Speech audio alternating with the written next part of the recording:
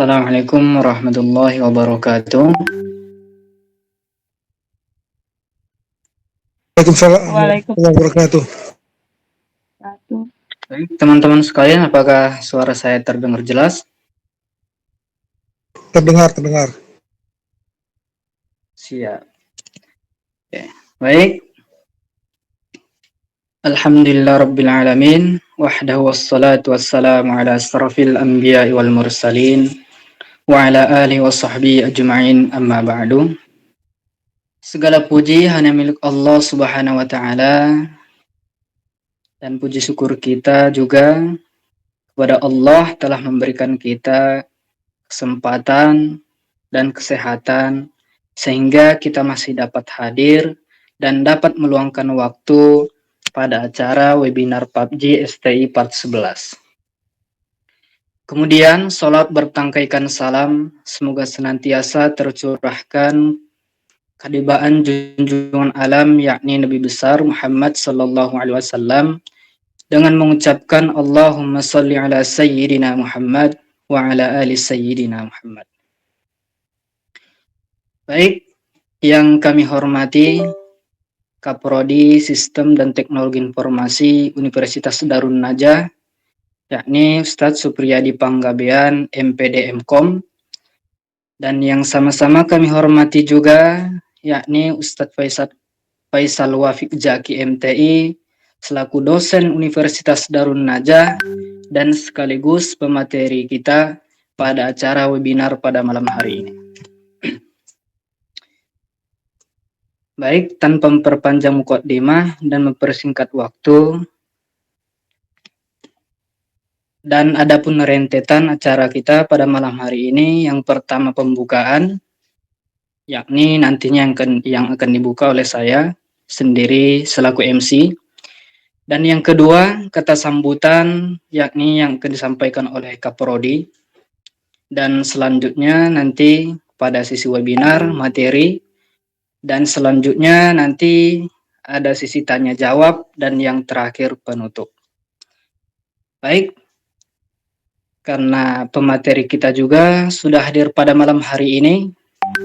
Jadi kepada pemateri Ustadz Faisal Wafiq Jaki MTI, kami persilahkan dengan segala hormat. Maaf sebelumnya, ini kan harusnya pembukaan dulu dari Kaprodi kan ya? Siap. Apuan teman-teman sekalian, saya lupa. Untuk mengawali acara kita pada malam hari ini, marilah kita buka acara malam hari ini dengan melapaskan al-basmalah. Bismillahirrahmanirrahim. Masuk kita ke cara yang kedua, yakni kata sambutan yang akan disampaikan oleh Kaprodi Sistem dan Teknologi Informasi, yakni Ustadz Supriyadi Panggabean MPD MKOM. Pada beliau kami persilahkan.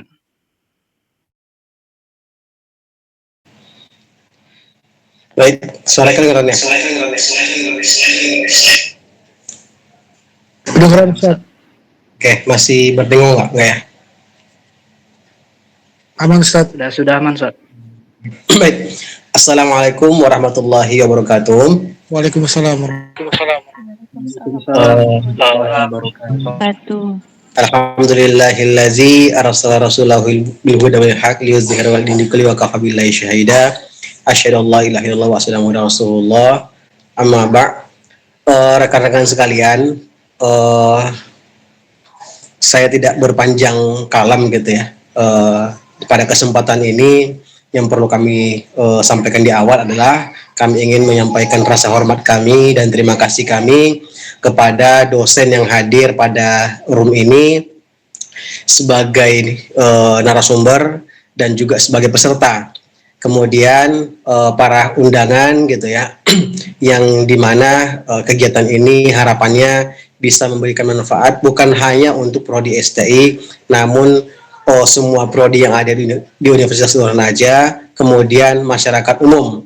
Nah, maka kami ingin menyampaikan bahwa kegiatan PUBG ini adalah kegiatan rutin yang dilaksanakan minimal 1 bulan sekali.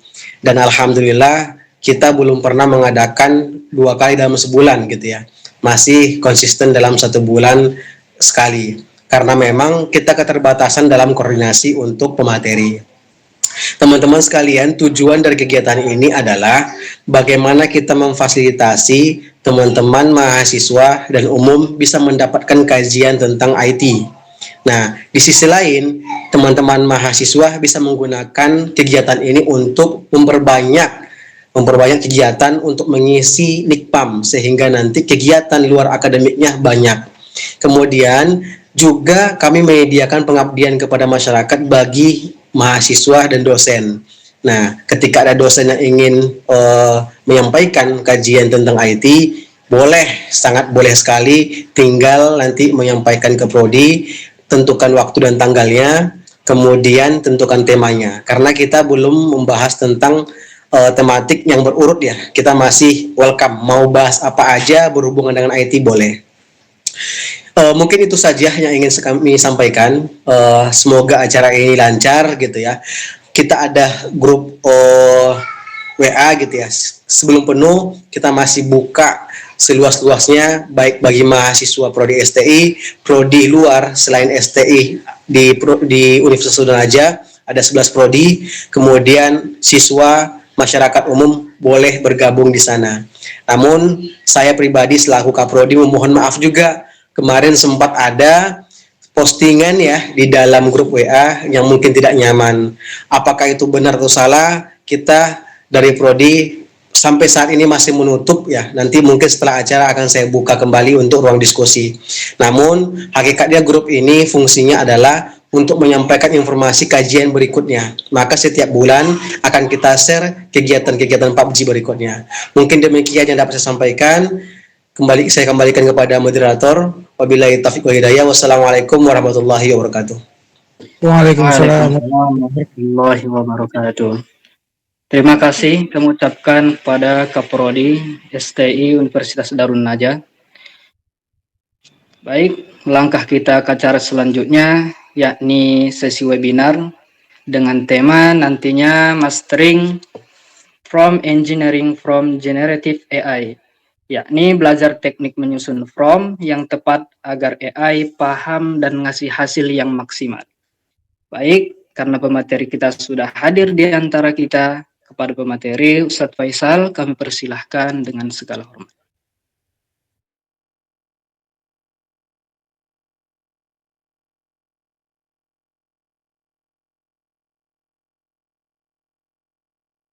Bismillahirrahmanirrahim. Assalamualaikum warahmatullahi wabarakatuh. Waalaikumsalam.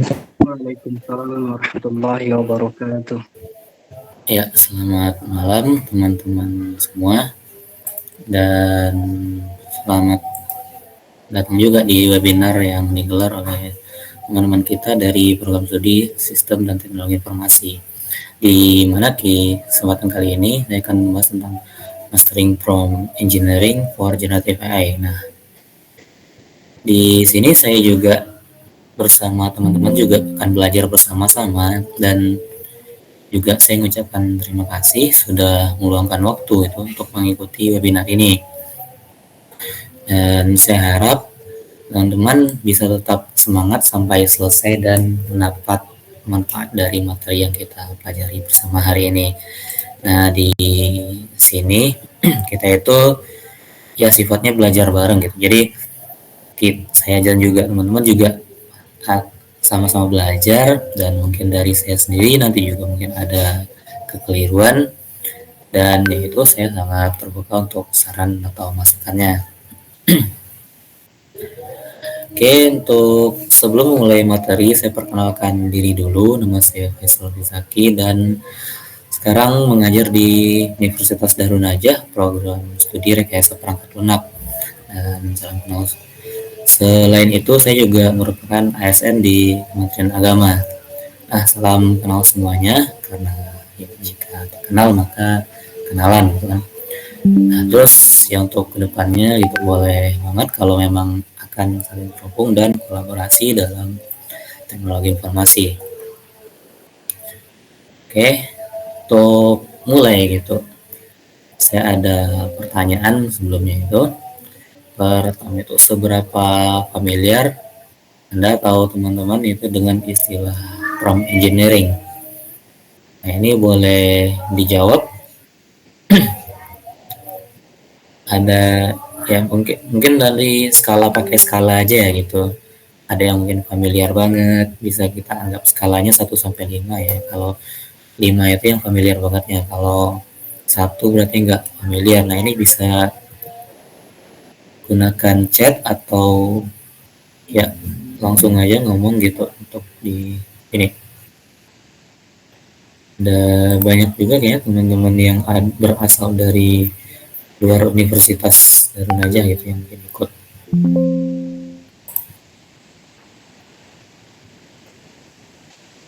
Ya, di chat bisa kita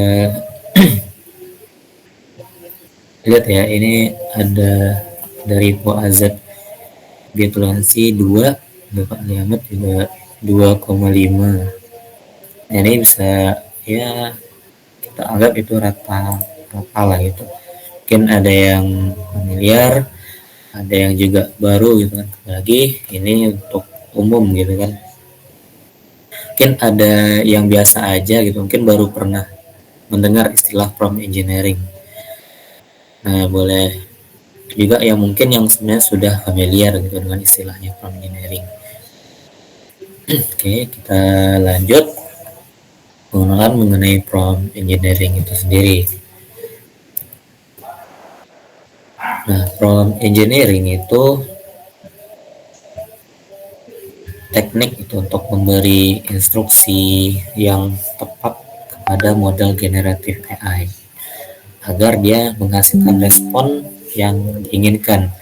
Nah, untuk mendapatkan respon yang diinginkan itu maka dilibatkanlah penggunaan kalimat atau kata-kata tertentu yang nanti arahnya atau menghasilkan output yang relevan dan berkualitas. Nah, prompt engineering ini sendiri teknik untuk merancang atau mengoptimalkan prompt untuk hasilnya ya meningkatkan output dari model generatif AI. Nah, dengan prompt yang tepat atau dengan kalimat atau kata-kata yang tepat, kita bisa mengontrol kualitas arah dari output yang dihasilkan agar tidak kesana kemari dan tetap fokus. Nah, kita lanjut dari prompt engineering itu sendiri ada 3 tujuan utamanya. Yang pertama itu memberi instruksi yang jelas dan tepat kepada model generatif AI. Nah, ini nanti bakal membantu pengguna mengkomunikasikan maksud atau keinginan dengan jelas dan tepat sehingga model bisa menghasilkan outputnya lebih akurat dan ya tentunya relevan. Ingat ya, kadang AI itu sendiri, generatif AI itu sendiri walaupun promptnya sama, hasilnya bisa berbeda gitu. Namanya saya nggak ada yang terlalu tepat, tapi ya kita mencari yang sebaik mungkin gitu. Nah, yang kedua itu meningkatkan kualitas dan relevansi output modelnya. Ketiga, pastikan output model sesuai dengan tujuan penggunanya. Nah, ingat beda pengguna berarti beda juga mungkin output yang diinginkannya. Nah, sampai sini saya juga ingin ada pertanyaan lagi gitu bagi teman-teman gitu. Kembali ke skala 1 sampai 5 tadi. Nah, seberapa sering teman-teman itu interaksi dengan generatif AI? Ingat ya, generatif AI itu seperti kayak ChatGPT atau Gemini kalau dari Google, atau mungkin dari Microsoft ada Copilot yang mungkin coding atau membuat coding mungkin menggunakannya di GitHub gitu atau Visual Studio Code. Dan kita bisa menggabungkan produk-produk Microsoft tadi kan dengan Copilot, Microsoft Copilot. Nah, ini coba bisa lewat chat lagi. Ini ada yang 4,5, ada 4 ya, berarti ya bisa kita anggap teman-teman yang ikut di sini cukup sering ya, atau ya hampir selalu menggunakannya, karena ya skala 1:5 itu berarti skala 4:5 itu kan berarti udah nyaris hampir selalu itu berinteraksi dengan generatif AI. Oke, itu ya keren sih, itu berarti udah terbiasa gitu dengan memanfaatkan AI sebaik mungkin. Nah, di sini selanjutnya itu kita memahami dulu model generatif AI. Nah, generatif AI ini salah satu cabang dari artificial intelligence atau cerdasan buatan gitu, yang mana memungkinkan algoritma itu nanti secara otomatis menghasilkan berbagai jenis konten. Nah, seperti teks, gambar, audio, hingga video. Kan sekarang ini udah semakin canggih ya. Dari mungkin kita pertama tahu gitu, ada mungkin generatif AI itu mungkin sekitar tahun 2022, dan sekarang 2025 ya, dalam waktu 3 tahun ya udah cukup canggih gitu, dia bisa menghasilkan video sekarang. Nah, generatif AI yang populer itu seperti kayak ChatGPT, Bing AI, Gemini AI, dan lain sebagainya gitu. Ini Copilot gitu, dan lain-lain sebagainya. Ini mungkin untuk menghasilkan gambar gitu. Gemini AI juga bisa gambar, bisa menghasilkan video gitu kan. Nah, ini meskipun canggih gitu kan, generatif AI itu punya keterbatasan, dan ada mungkin outputnya itu bias atau yang nggak sesuai gitu, dengan seharusnya, nggak akurat ya, itu gitu. Nah, untuk itu kita perlu tahu gitu apa standar-standar yang perlu ditentukan gitu, untuk menghasilkan output yang seharusnya yang kita inginkan. Nah, ini kita bahas dulu mengapa prompt engineering itu penting gitu dalam generative AI. Nah, yang pertama itu dia menghasilkan akurasi dan relevansi output. Nah, ini kita bisa merumus ya, generative AI-nya tadi bisa merumuskan hasil yang spesifik dan tepat sesuai dengan prompt yang diinginkan. Nah, model itu nanti dapat menghasilkan output yang akurat dan sesuai dengan keinginan pengguna. Yang kedua itu meningkatkan kreativitas model. Nah, prompt engineering itu memungkinkan pengguna untuk mengarahkan model untuk menghasilkan output yang lebih kreatif dan inovatif. Ya, meskipun ada batasan-batasan dari generative AI itu sendiri. Misalnya ada generative AI yang memang nggak dikasih akses ke internet dan sebagainya. Terus juga mengurangi bias dan meningkatkan keamanan. Maksudnya di sini prompt engineering itu bisa membantu ya, memastikan model tidak menghasilkan output yang berbahaya atau tidak pantas, karena ya data latihnya seringkali menghasilkan bias. Ingat ya, ada selain kita yang melatih generative AI itu, dia udah dilatih sendiri gitu oleh tim-tim, oleh yang sebelumnya membangunnya itu. Nah, kadang hasilnya itu bisa jadi bias. Yang berikutnya itu peningkatan efisiensi dan kecepatan. Nah, ini kalau prompt engineeringnya tepat, generative AI itu bakal lebih cepat gitu dalam memproses atau memahami gitu apa yang diinginkan oleh si pengguna yang mengetikkan prompt tadi. Jadi dia bisa langsung paham dan menghasilkan output yang sesuai. Oke, kita lihat ada jenis-jenis prompt engineering. Ya, sebenarnya ini juga mungkin udah sering kita pakai gitu atau kita lakukan. Nah, pertama itu direct prompt. Nah, ini jenis prompt yang paling dasar, di mana nanti pengguna itu memberi instruksi atau pertanyaan langsung kepada model AI dengan tunjuk yang jelas.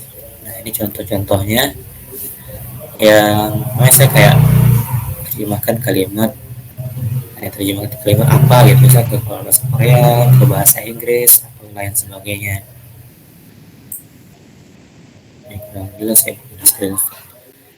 Nah, ini misalnya contoh jelaskan apa itu data science menggunakan bahasa yang mudah dipahami oleh anak SMP. Nah ini kan kita dalam satu kalimat kita udah memberikan perintah langsung gitu ChatGPT-nya. Ini dia menjelaskan ya seperti yang kita inginkan. Nah, atau outputnya kayak ini, tolong berikan ide tentang konten Instagram gitu, tentang traveling dengan target generasi Z dan milenial. Nah ini contohnya dalam tabel. Jadi ini contohnya, dia langsung memberikan apa yang diminta gitu, dan promptnya ya singkat-singkat gitu. Yang berikutnya itu ada role playing prompt. Nah kita di sini memberi peran gitu kepada model AI-nya yang memungkinkan AI itu nanti menghasilkan respon yang lebih personal dan sesuai dengan peran yang ditentukan. Contohnya di sini, ya contohnya Anda itu seorang pelajar yang akan lulus SMA. Nah, ceritakan pengalaman Anda dalam persiapkan diri sebelum daftar perguruan tinggi. Nah, di sini kita bisa melihat gitu kan, ada sebagai pelajar yang menyelesaikan pendidikan gitu tingkat SMA, dia apa yang harus dilakukannya. Nah, contoh lainnya itu Anda seorang guru SD. Nah, di sini kita ingin mengajar murid kelas 6. Nah, gimana cara motivasi murid-murid yang akan mengikuti ujian? Nah, ya, jadi ChatGPT itu nanti akan membahas itu sebagai guru SD yang mengajar murid kelas 6.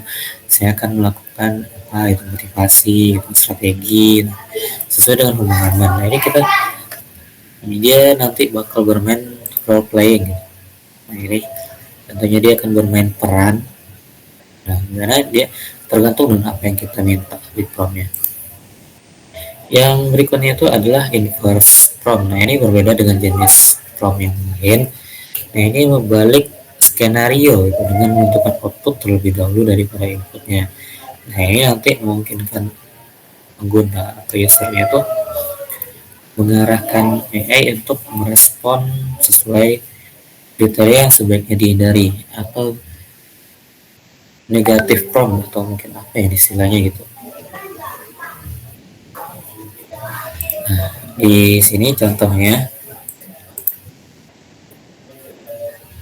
kita punya contoh caption yang minta AI membuat caption baru dengan gaya penulisan sama tapi topik lain. Nah, ini dia copy dulu gitu kan ke chat itu apa gitu kan outputnya kayak gini maunya. Nah, terus dia bikin promptnya, tolong buatkan caption dengan style atau gaya penulisan seperti di atas, tapi getting started with explanatory, data analysis, nah dia minta seperti itu gitu kan. Dia nanti ChatGPT-nya bakal menyesuaikan, tapi ya disesuaikan dengan apa yang kita minta. Nah, seperti itu. Contohnya nanti tinggal menyesuaikan kalau memang ada yang ingin diberikan atau dibagikan gitu di media sosial atau mungkin di chat atau gimana gitu. Nah, itu yang keempat adalah multi prompt. Ini melambatkan serangkaian prompt dan respon yang berkelanjutan. Jadi ada berbagai macam percakapan gitu panjang yang mana kita akan melatih generatif AI-nya tadi melalui serangkaian prompt dan respon sehingga hasilnya maksimal. Nah, untuk itu ya nanti kita akan apa ya istilahnya PDKT dulu gitu lah dengan generatif AI-nya agar nanti ya inputnya sesuai gitu. Misalnya gini, kita membuat pertanyaan atau prompt nanya siapa presiden pertama Indonesia. Nah, ChatGPT dia punya catatan presiden pertama Indonesia itu adalah Insinyur Soekarno yang menjabat dari tahun 1945 sampai 1967. Lalu si user itu bertanya lagi, lalu siapa yang menggantikannya gitu. Nah, terus Soekarno digantikan oleh presiden kedua Indonesia yaitu Soeharto, yang Soeharto menjabat sebagai presiden dari tahun 1967 hingga 1998. Nah, ini dengan interaksi yang panjang gitu dan macam-macam, nanti outputnya bakal lebih mendalam. Nah, nanti ChatGPT itu akan menyesuaikan hasil akhir outputnya sesuai dengan ya percakapan tadi. Nah, misalnya kita ingin Dengan ChatGPT itu kita juga bisa membangun sebuah aplikasi gitu. Ya, kita punya suatu apa ya, faktor gitu misalnya, kita contohin aja gitu. Nah, faktor itu mau kita minta dijadikan tabel database gitu kan, kita bisa meminta ChatGPT agar dia membuatkan database-nya gitu.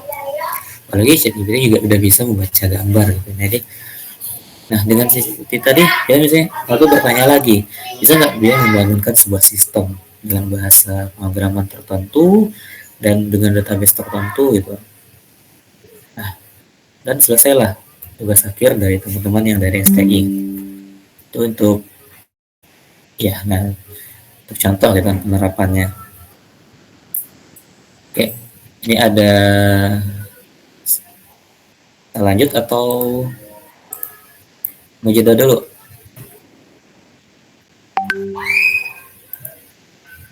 Ya, kalau kita lanjut aja ya. Ini ada beberapa contoh. Ini ya, aplikasi atau sistem yang dibuat dengan AI juga dan fungsinya ya untuk melacak AI lagi gitu.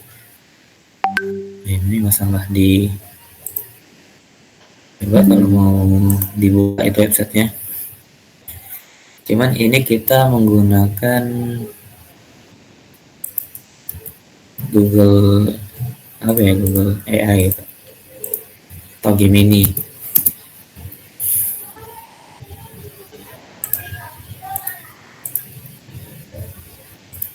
Nah, kita tunggu, pindah dulu ya kita, karena ini perlu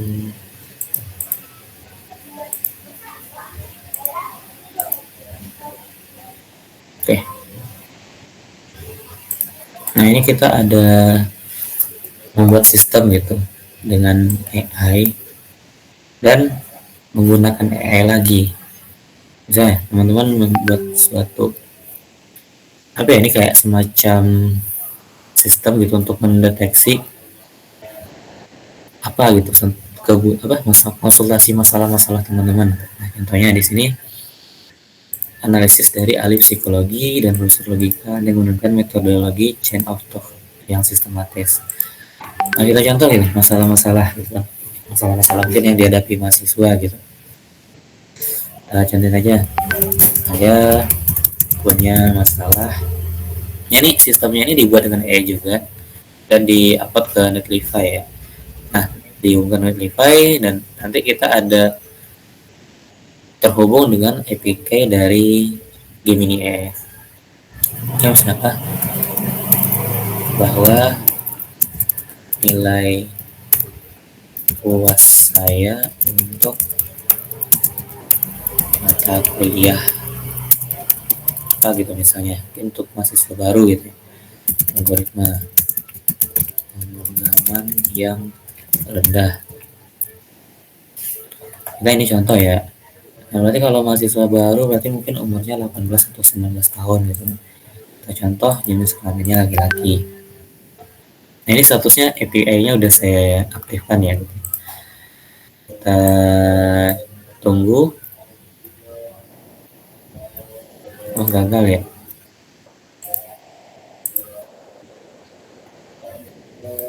Tanda nggak aktif lagi API-nya.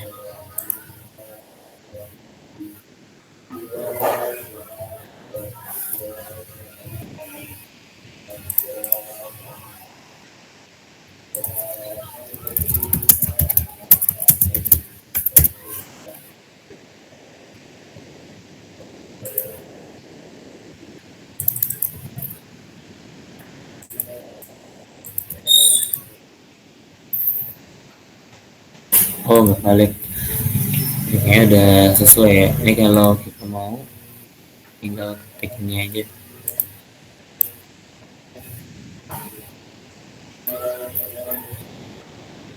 Kita klik Create API key. Ini proyeknya, ini contohin aja.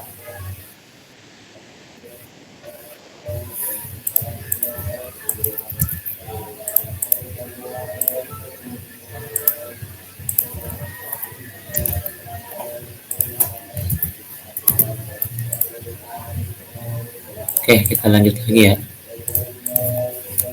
Ada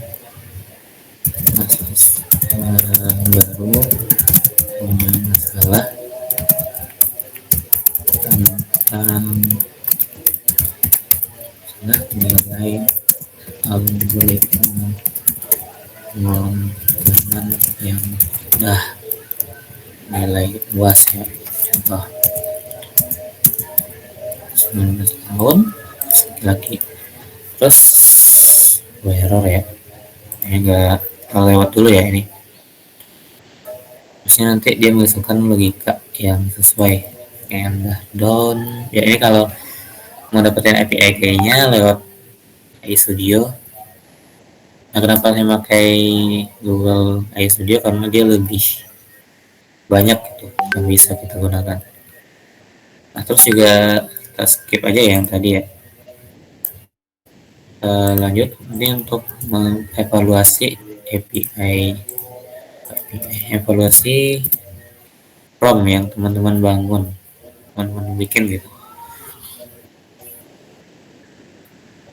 Nah, kita mau ngecek dulu ya instruksi apa gitu, inputnya dan format outputnya apa gitu.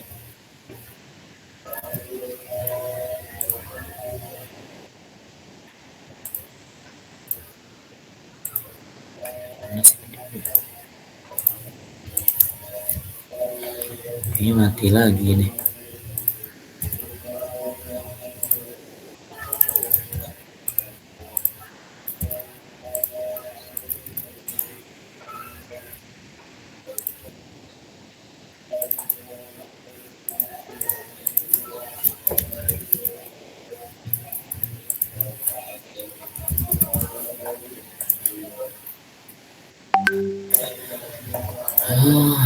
API kayaknya masalah ya, tunggu.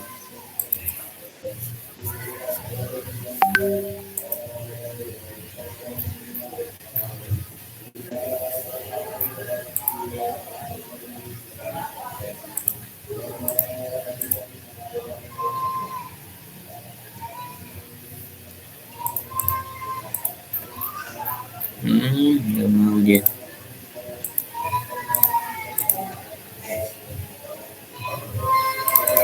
Nggak, bikin baru aja deh kayaknya.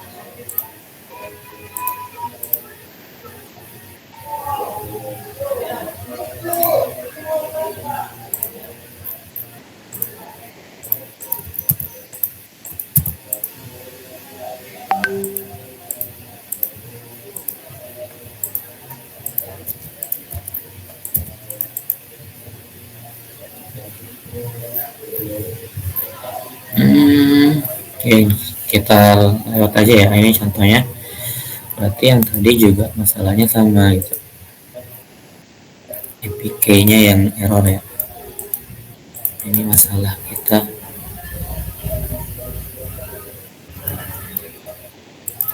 Ya sih. Lanjut dulu.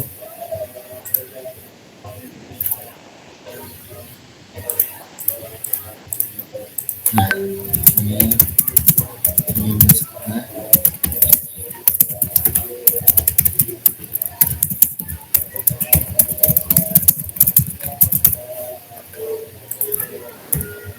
Nilai luas ya, kita contoh aja. Dan dia laki-laki. Nah, konsultasikan dengan ahli. Ini contoh masalah. Ya, karena nanti si Gemini tadi akan mengecek itu dia berperan sebagai ahli psikologi dan psikologika. Ya, program-program seperti ini kita bisa bangun ya dengan AI juga. Ini dia contoh konsultasinya laki-laki 19 tahun. Nah, analisis dari psikologi tadi secara psikologis masalah utamanya ketidaksesuaian antara ekspektasi diri atau orang lain dengan hasil yang dicapai. Nah, contoh di sini nilai pas rendah. Hasilnya apa gitu, ini dapat memicu perasaan ini. Konteksnya 19 tahun sebenarnya berada dalam transisi menuju kemandirian sebagai laki-laki, punya peran sosial gitu.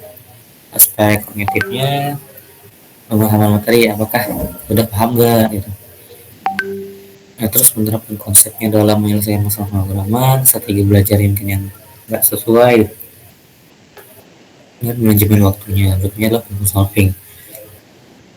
Nah, langkah 2 analisis logika ilmiahnya, premis utamanya menjelaskan bahwa bukan fakta mutlak. Itu contohnya faktor argumennya nilai US rendah, nah indikator kemampuan argumennya berarti rendah kan. Solusinya tentukan area mana yang paling lama, itu misalnya sorting, searching, recursion gitu.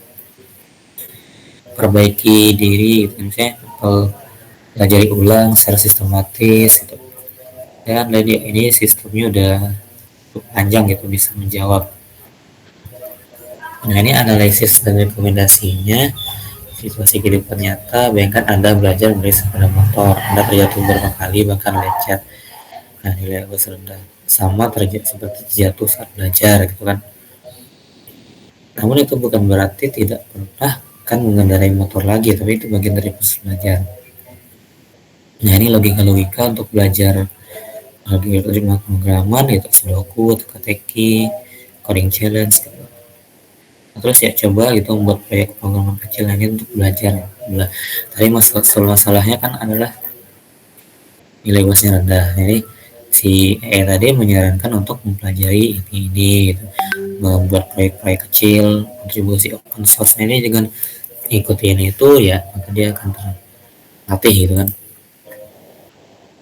Nah, ini contoh lagi instruksi apa gitu, misalnya mau instruksiin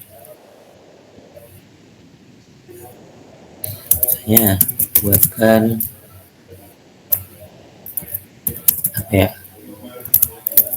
buatkan puisi gitu, puisi tentang hujan. Input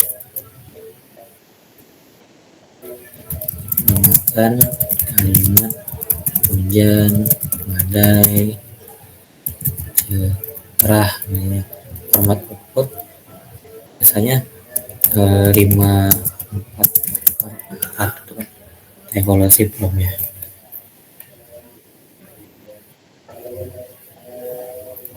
Nanti evaluasi dari buatkan puisi menggunakan kalimat hujan, badai, cerah dengan 5, 4. Nah, kekuatannya problemnya penting gitu kan. Hanya kata kunci, berikan sedikit panduan pada model, tapi problemnya kurang spesifik dan umum gitu, tidak ada batasan bait gitu kan, suasana yang diinginkan apa gitu. Nah, ini contoh, ini evaluasi dari COVAI tadi. Jadi teman-teman bisa membaca ini dan cari tahu gitu problem yang tepat nanti seperti apa gitu. Nah, ini dia kalau udah bikin problem yang berbeda gitu kan, buatkan bait puisi tentang 5 ABB, 4 menit puisi harus bernada gitu kan, melankolis, optimis, efektif gitu kan, dan juga menggambarkan apa gitu, misalnya transisi dari badai ke cerah, kenangan saat hujan, kebutuhan alam saat badai, dan lain sebagainya. Dan wajib menggunakan kata hujan, badai, cerah setidaknya sekali dalam puisi tersebut. Targetnya siapa gitu, misalnya dewasa, remaja, anak-anak. Nah, terus kita edit gitu kan, yang di sini kita coba aja. Tapi ini ngeliat berapa mau itu kita bikin 4 misalnya, 5-nya AABB, maunya AB gitu misalnya. Dan ada puisinya optimis misalnya, menggambarkan contoh transisi dari badai ke cerah, kenangan saat hujan, dan kenangan ya kali ya. Oke.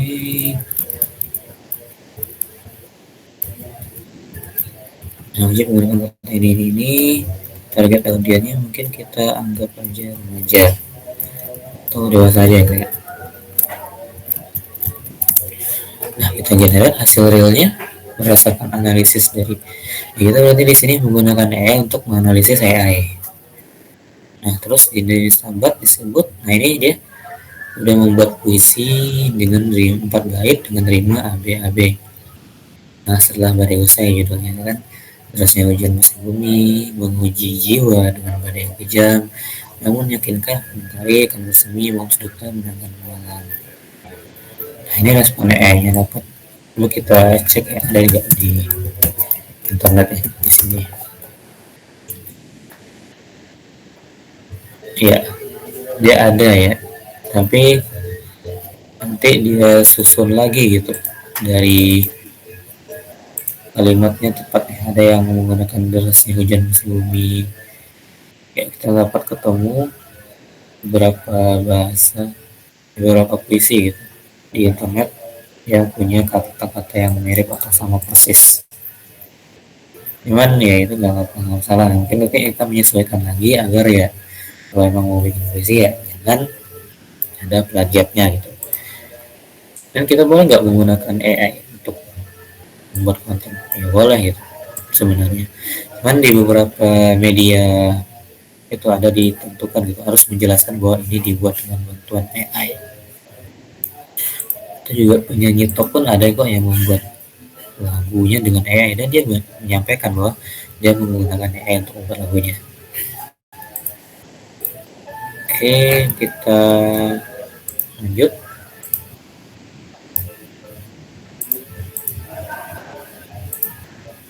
Itu kita udah coba. Nah, ini ada juga untuk mind mapping dengan AI assistant. Ini ada dibuka pre-apps link Persol ini kita dapat. Oh, nanti saya bagiin aja ya daftarnya. Ada beberapa AI yang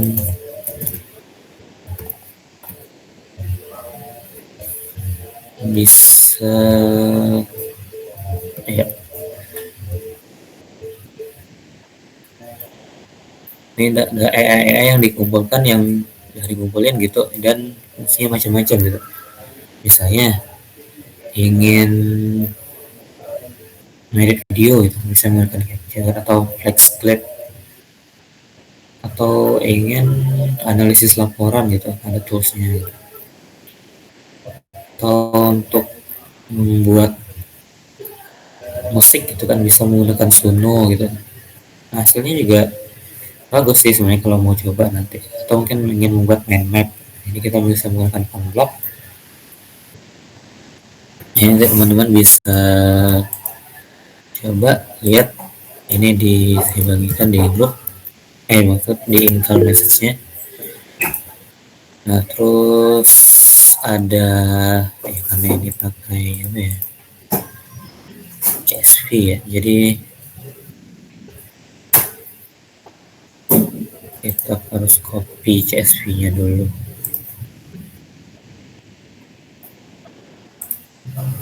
Nanti save sebagai CSV dan impor ya, teman-teman bisa impor. Oh, kepotong. Ini nanti saya titip ke Pak tadi aja untuk ke prodi. File apa ya, CSV-nya nanti tinggal diimpor ya di sana.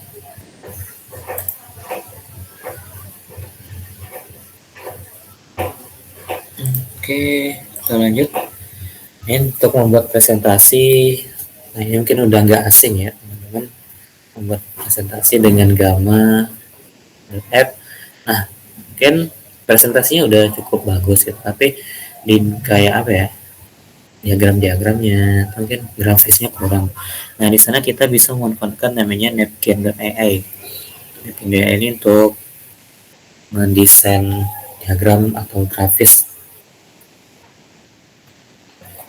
Ini saya bagian lagi di grup ya, link-linknya lewat di chat dalam aja gitu, dalam Google Meet kita.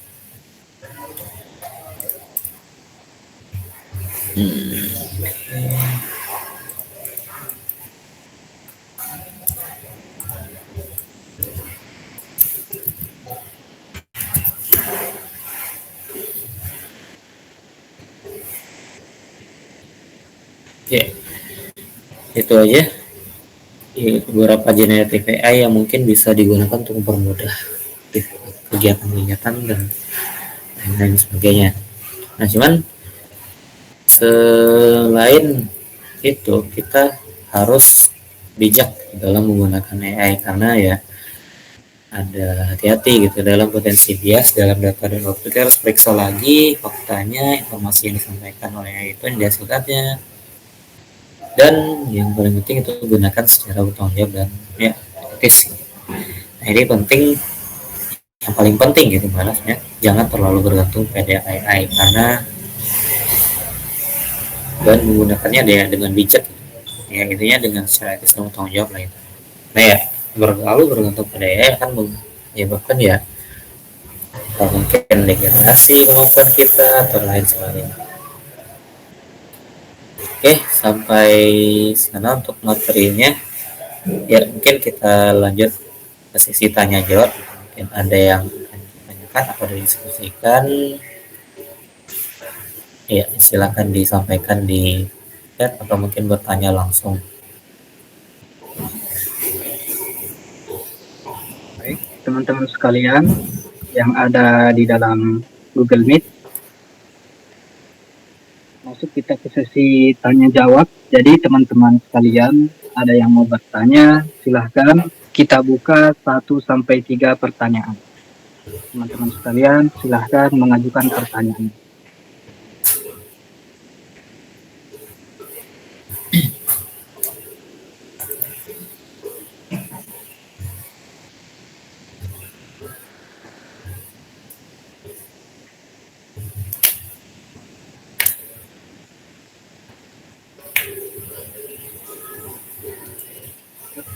Ya, teman-teman sekalian, ada yang ingin bertanya?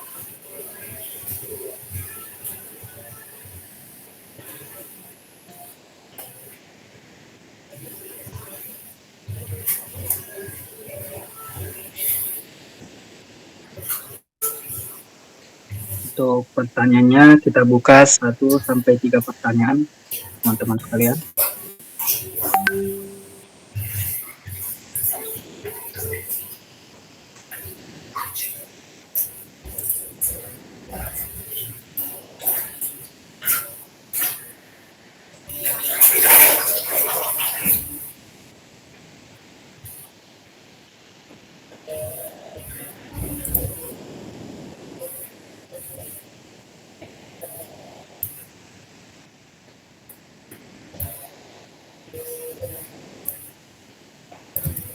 Oke, ini ada pertanyaan dari Adeline Naila Najwa.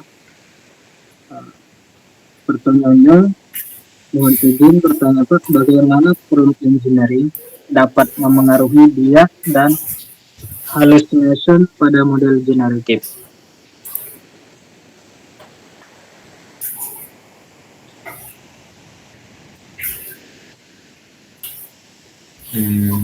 Langsung dijawab apa gimana ini? Mungkin langsung dijawab dulu, Pak. Saya lagi menunggu pertanyaan selanjutnya. Iya. Nah ini untuk engineering ya, kenapa mempengaruhi bias dan halusinasi gitu. Nah ini kan kembali lagi gitu, gimana cara kita menyusun promptnya tadi gitu untuk mengarahkan model. Nah semakin baik kalimatnya atau kata-kata yang lebih terarah gitu, maka hasilnya lebih tepat gitu kan. Ya dengan prompt dasar aja gitu yang tadi, yang pertama gitu kan, saya bertanya gitu siapa presiden Indonesia pertama, itu kan udah apa ya, langsung terarah. Jadi hasil yang direspon outputnya juga terarah. Nah, terus bagaimana prompt engineering itu nanti mengaruhi bias gitu kan. Nah ini kembali lagi ke data-data yang digunakan oleh generative AI-nya tadi untuk berlatih. Nah data-datanya ini mungkin agak bias dan ya nggak seimbang gitu kan. Nama kita kembali lagi, mayoritas generative AI ini dibuat di luar negeri. Mungkin ada hal-hal yang pandangan antara orang asing dengan orang Indonesia itu berbeda. Nah makanya, atau mungkin orang dengan latar belakang yang berbeda punya kecenderungan yang berbeda juga. Nanti promptnya nanti bisa aja menjawab itu kan, seorang mahasiswa seharusnya begini, tapi kan belum tentu mahasiswa yang di Indonesia dengan mahasiswa di luar negeri bakal punya pandangan yang sama gitu. Nah, itu contohnya aja. Nah, itu untuk hasil-hasil yang mungkin terjadi gitu. Ya, makanya dengan prompt yang tepat maka kita bisa membuat sesuatu yang spesifik. Kita berandai itu role playing tadi sebagai mahasiswa di Indonesia. Nah, maka hasilnya bakal lebih spesifik itu outputnya. Nah, itu maksudnya kita mengurangi biasnya tadi. Nah, terus halusinasi. Nah, ini juga kalau teman-teman mencari sesuatu di generative AI, informasinya bisa jadi salah, tidak akurat, atau mungkin memang tidak ada dilatih gitu, tapi ya AI-nya itu berasumsi untuk menghasilkan sesuatu hal yang menurutnya logis tapi kenyataannya salah. Nah, ini yang maksudnya halusinasi tadi.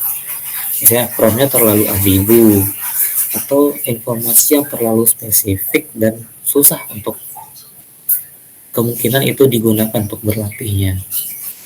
Atau penemuan penelitian ilmiah yang sebenarnya nggak dipublikasikan. Nah, ini memaksa nanti generative AI-nya itu mengarang-arang sesuatu gitu.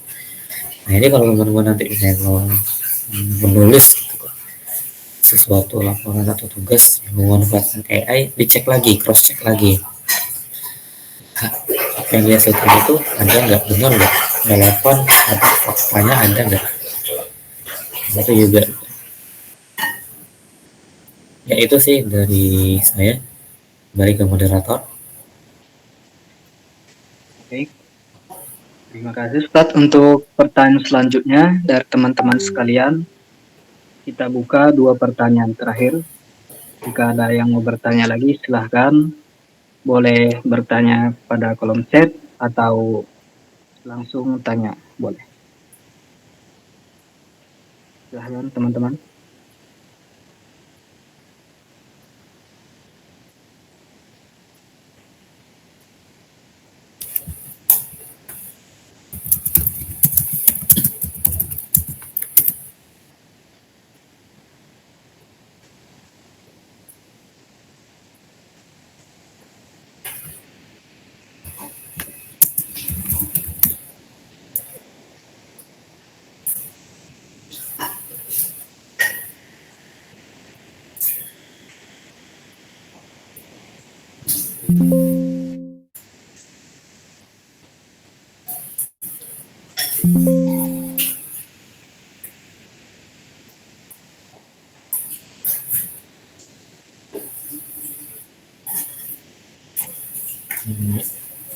Teman-teman sekalian, kalau sudah tidak ada pertanyaan lagi, mungkin kita cukupkan pada 1 pertanyaan saja. Saya boleh bertanya? Ya, boleh. Assalamualaikum warahmatullahi wabarakatuh, Ustaz Faisal. Ya, waalaikumsalam. Ali. Ya, kita kan terkadang ada penggunaan AI itu untuk mencari suatu jawaban gitu ya. Tapi kita juga ingin suatu untuk memvalidasi suatu jawaban tersebut. Nah, baiknya kalau kita menggunakan AI, kita mendapatkan jawaban yang sebagai validator lah, validasi terhadap apa yang sudah diberikan jawabannya, itu baiknya seperti apa, Ustaz?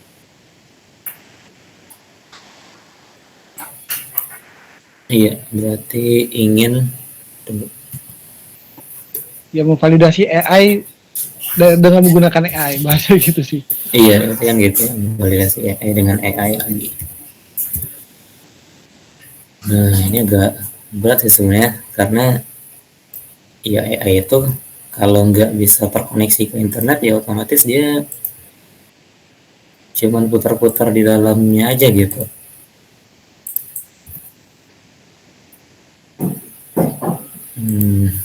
Nah, ini.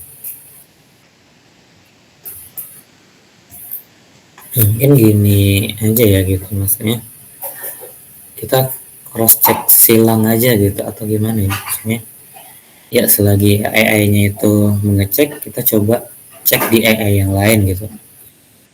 Bisa kita menggunakan ChatGPT, coba tanya juga di Gemini, coba tanya di Copilot gitu kan, atau ya langsung aja gunakan mesin pencari yang emang udah terhubung dengan AI juga gitu kan, kayak Google juga udah, dan cek juga ya sumber ilmiah yang relevan gitu.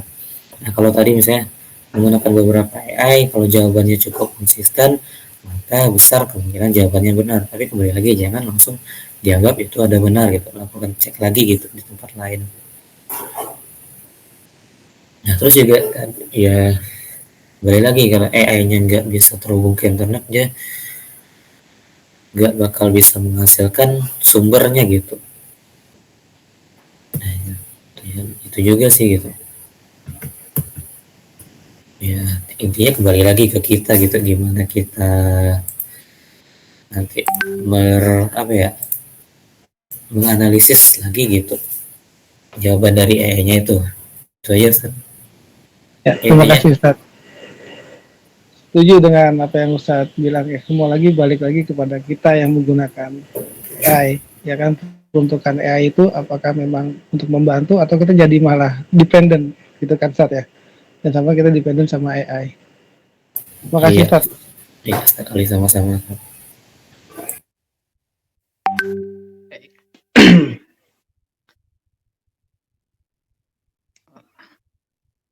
Terima kasih Ustaz atas jawaban untuk pertanyaan yang kedua.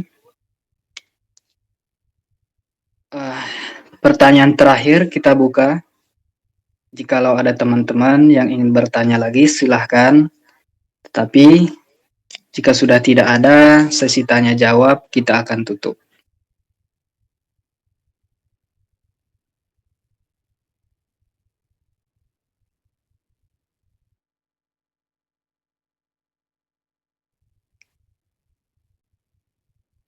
Oke. Baik, mungkin sudah tidak ada pertanyaan lagi. Jadi sesi tanya jawab kita tutup. Dan terima kasih kepada pemateri malam hari ini, Ustadz Faisal Wafiq, yang telah memaparkan materi yang sangat bermanfaat untuk kita dan semoga benar-benar bermanfaat untuk kita ke depannya. Masuk kita kepada acara terakhir yakni penutupan. Marilah kita tutup acara sesi webinar kita malam hari ini dengan melapaskan alhamdulillah. Alhamdulillahirabbil alamin. Baik, terima kasih kepada pemateri dan saya sebagai MC mengundurkan diri. Assalamualaikum warahmatullahi wabarakatuh. Waalaikumsalam warahmatullahi wabarakatuh.